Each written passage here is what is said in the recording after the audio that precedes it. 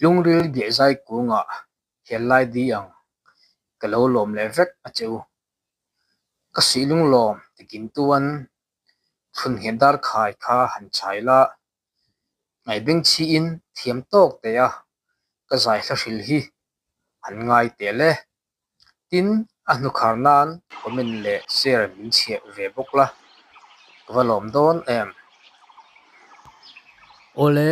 tuntuma chuan poem karon chhiar dona tuntuma poem ron chhiar tur hi tunlaia pangpar vul mawi tak mai phunchong hi ania he poem hi ninga thani sangni somni pakhat kuma kapho ani ole chiarang le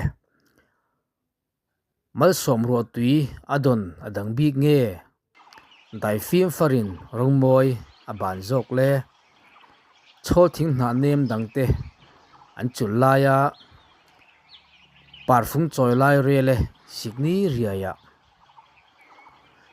chianon leang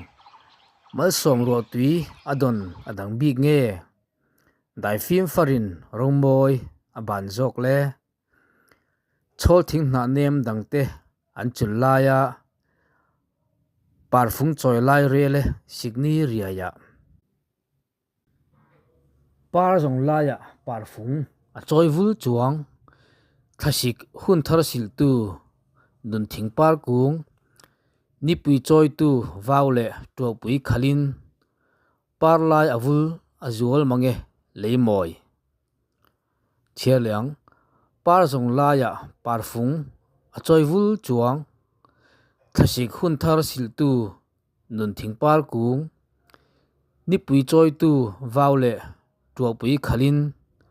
par lai avul azual mange leimoi ole ti zong kha ni ria atota hian tai zong karon chiale don ani ole tai zong pa ti poem kalo chiar vela thung don ani he poem hi niri thathum sangni somni kuma kaphu ani fawang kiangin thasik tho in par moi dang khum tu rengin thasik khua riai choin ithiang turni sen riai ipar chom tu ipar sen no ching mit tivai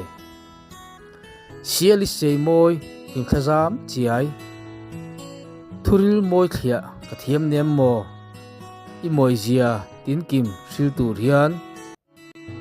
i moi zia tin kim sil tur hian hun su liam hian zul lo chin vul reng chi chela chul lovin vai khat chia leang fawang kiangin thasik tho in par moi dang khum tu rengin thasik khua riai choin ithiang turni sen riai ipar chom tu ipar sen no ching mit tivai siali sei moi hlim thazam chiai thuril moi thia kathiam nem mo i moi zia tin kim ril tur hian hun su liam hian zul lo chin vul reng chi chela chul lovin